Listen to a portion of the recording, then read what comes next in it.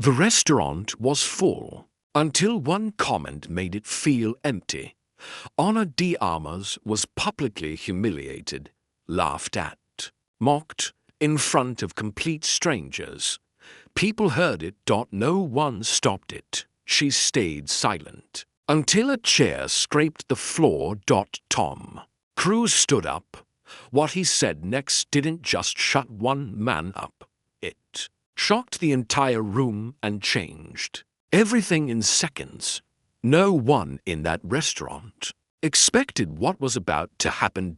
It was meant to be a quiet, ordinary evening, the kind people don't remember. Soft music floated gently through the air.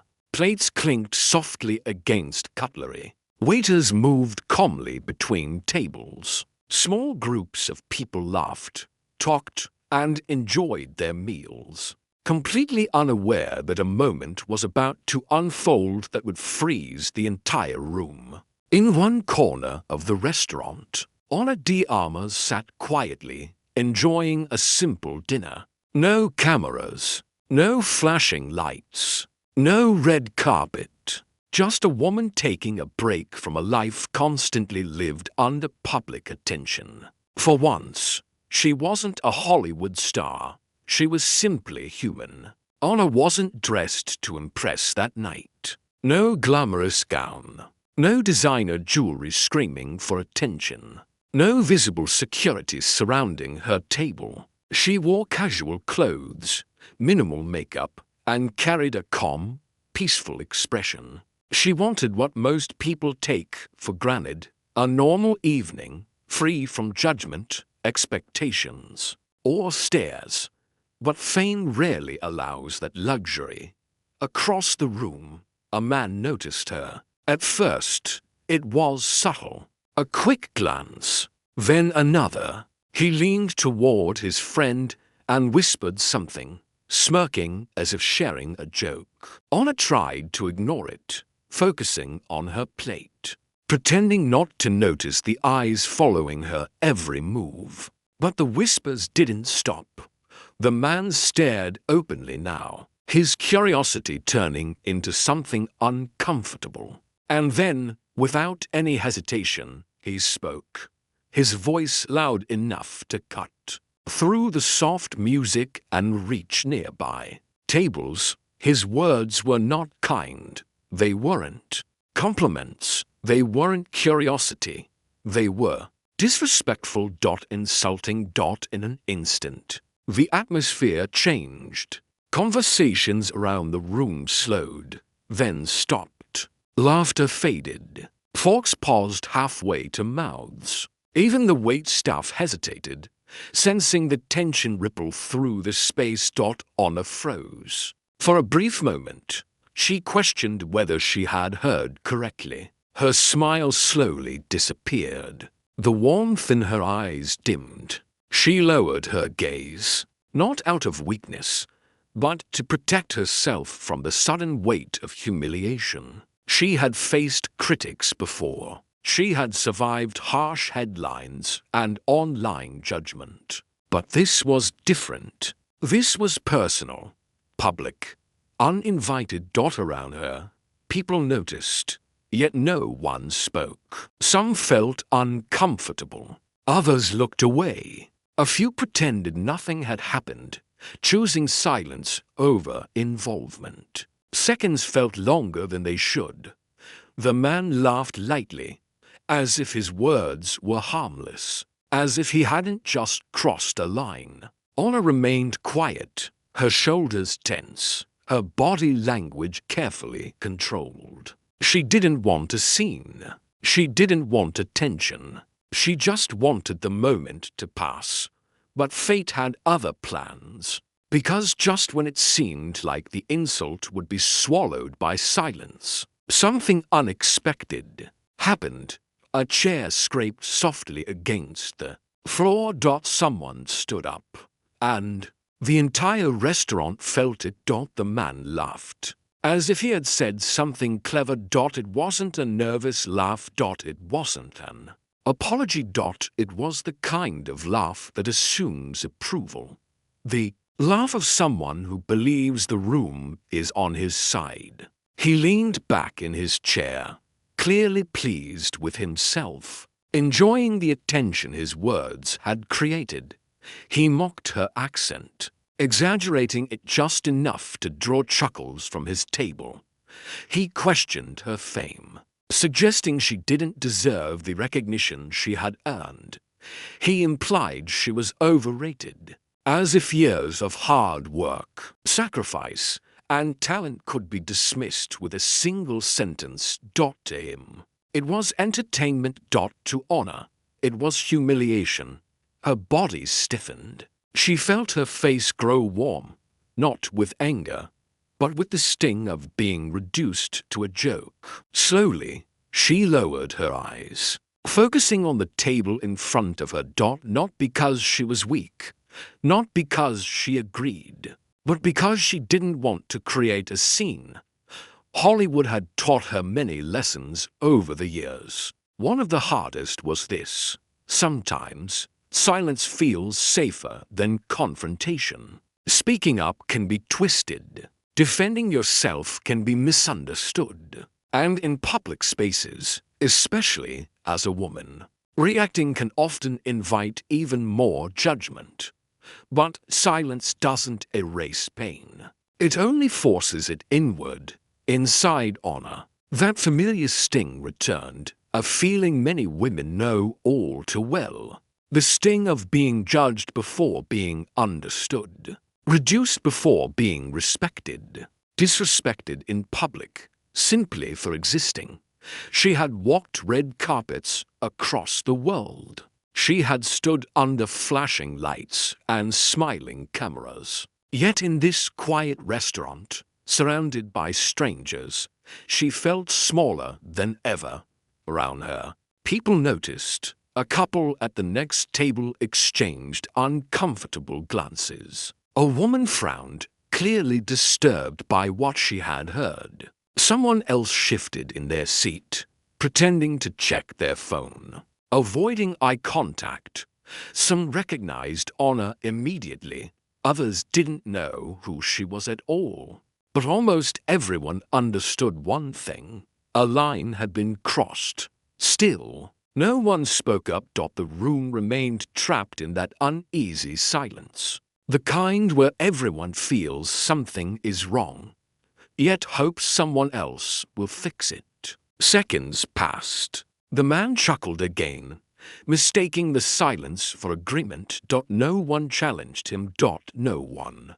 Except one man, a few tables away. A man had been watching quietly from the beginning.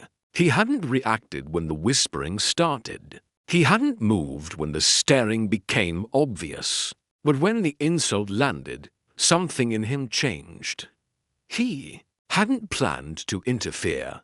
He hadn't planned to make headlines. He hadn't even planned to speak. But respect is something he takes seriously, and disrespect, especially when it's public and undeserved, is something he doesn't ignore. He set his glass down slowly, pushed his chair back. The sound of the chair scraping against the floor cut through. The tension like a blade. Heads turned. Conversations stopped. When he stood up, the entire restaurant felt it, not because of who he was, but because of what he represented in that moment. Accountability. And what he was about to do would change everything. Tom Cruise didn't raise his voice. He didn't shout. He didn't insult back. There was no explosion. No dramatic gesture meant to steal attention. Instead, he stood up slowly and walked toward the table. Every step felt deliberate, calm, confident, controlled. The quiet authority in his movement drew eyes from across the room. Conversations faded. Even the soft background music seemed to disappear, swallowed by the tension hanging in the air. The man who had made the comment noticed him halfway through his approach. At first, He didn't recognize him. Then his expression changed. Recognition hit. The smile on his face vanished instantly. His posture stiffened. The arrogance he had displayed moments earlier drained away, replaced by something closer to uncertainty. Tom stopped just short of the table. He didn't loom. He didn't point. He didn't threaten. He simply looked the man straight in the eyes, and in a voice calm enough to command attention, yet firm enough to leave no room for argument. Tom spoke. "That's not how you speak to anyone," he said evenly, "especially not a woman who has earned her place with talent and hard work." The words landed heavy, not because they were loud, but because they were undeniable. The restaurant was completely silent now. No clinking dishes, no whispered conversations. Even the man's friends avoided eye contact, suddenly very interested in their plates. Tom didn't pause for applause. He didn't wait for a response. He continued, his voice steady, controlled, and unwavering. "You don't get to humiliate people for your entertainment," he said. "If you have nothing respectful to say, you say nothing at all. No anger, no sarcasm, no drama, just truth. The kind of truth that strips excuses away." The man shifted in his seat, visibly uncomfortable. His confidence had collapsed. The laughter was gone. After a long, awkward second, he muttered an apology, quiet, uneven, and lacking conviction, but enough to admit he was wrong. Not brave, not proud, just necessary. Tom gave a slight nod, not in victory, but in closure. Then he turned away from the table, and in that simple act, he made it clear this was never about winning an argument. It was about doing what was right. Tom walked back toward Honor. The tension followed him, but something else did too. Respect. He stopped beside her, his posture softening, his expression gentle. In a moment witnesses would later describe as pure class, he leaned slightly closer and asked, quietly, "Are you okay?" Anna looked up. She nodded, but her eyes told a different story. They carried the weight of what had just happened, the shock, the embarrassment, and the relief of knowing she wasn't alone. Tom waited. He didn't rush her. He didn't speak again. He simply stayed. And sometimes, that's the strongest form of support there is. Tom pulled out a chair and sat beside her, not as a movie star, not as a global icon, but as a human being offering quiet support. There was no dramatic pose, no announcement, no attempt to draw attention to himself. In a room where every eye had already turned his way, he chose humility instead of spotlight. He didn't make a speech. He didn't explain his actions. He didn't seek validation. He stayed. That alone spoke louder than any words. They spoke softly, their voices low enough to stay private despite the surrounding silence. Tom listened more than he talked. He didn't interrupt. He didn't rush to fix the moment. He simply gave her space to breathe again. And slowly, something changed. Anna smiled. Not the practiced smile seen on red carpets. Not the polite smile given to strangers, but a real one. The kind that returns when safety replaces tension. Around them, people began whispering again. But the tone was different now. There was no mockery, no judgment. This time, it was admiration, respect. Not because Tom Cruise is famous, not because Ana de Armas is beautiful, but because dignity had just been defended, and kindness had won. Some guests exchanged nods. A woman nearby smiled knowingly. Even the staff seemed lighter, moving with renewed calm as if the room itself had exhaled. Time passed quietly after that. No further disturbance. No more staring. Just the gentle return of normalcy. When it was time to leave, Tom stood first and helped Anna with her chair. He thanked the staff personally, not out of obligation, but genuine appreciation. Then he left a generous tip on the table. Another small detail. Another quiet gesture. Not meant to be noticed, but noticed all the same. They walked toward the exit without spectacle. No phones raised. No announcements made. Just two people leaving a restaurant like anyone else. No interviews followed that night. No headlines were planned. No social media posts were shared. Yet stories like this never truly stay hidden, because moments grounded in truth have a way of surfacing. A server mentioned it. A guest remembered it. A whisper turned into a story, not fueled by drama, but by meaning. And when people heard it, they didn't talk about the insult.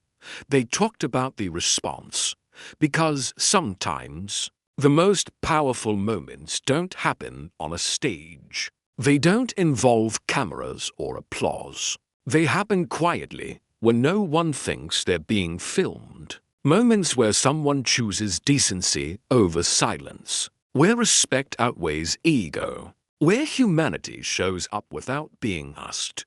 That night wasn't about fame. It was about character. And long after the plates were cleared and the lights dimmed, one truth remained: respect, when defended, leaves a mark that no insult ever could. This wasn't just about Ana de Armas, and it wasn't just about Tom Cruise. What happened that night reached far beyond to famous names in a quiet restaurant. It touched something deeper, something universal, something every person watching could understand. It was about what we choose to do when discomfort enters the room. It was about standing up when staying seated feels easier, when silence feels safer, when looking away requires less effort than speaking up. In moments like those, character is revealed, not by loud actions, but by quiet decisions. It was about using presence not to dominate, but to protect.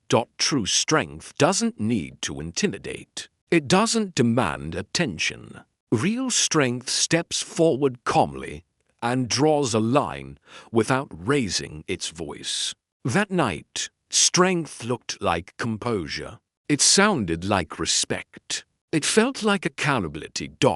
It was also a reminder that kindness is not weakness. In a world that often rewards aggression and celebrates ego, kindness is sometimes mistaken for softness. But kindness, when chosen in difficult moments, is one of the bravest forces there is. It requires confidence. It requires restraint. And it requires the courage to care when others stay quiet. Anna didn't need to be saved. She was never powerless. She had survived pressure, judgment, and criticism long before that evening. But what she deserved, what every person deserves, was respect. Respect without conditions. Respect without hesitation. And Tom didn't act like a hero. He didn't pose. He didn't perform. He didn't turn the moment into a story about himself. He acted like a decent human being. And in an industry often filled with noise, ego, and carefully managed images, that decency stood out. Not because it was dramatic, but because it was rare. The moment was quiet. And that's exactly why it mattered. Because sometimes the strongest message isn't shouted across a room. It isn't typed in all caps or delivered with applause. It's Shown in how someone walks forward instead of turning away. Shown in how someone speaks without attacking. Shown in how someone stays when attention fades. That night, in a small restaurant, one simple act became a mirror for everyone watching, both in the room and beyond it.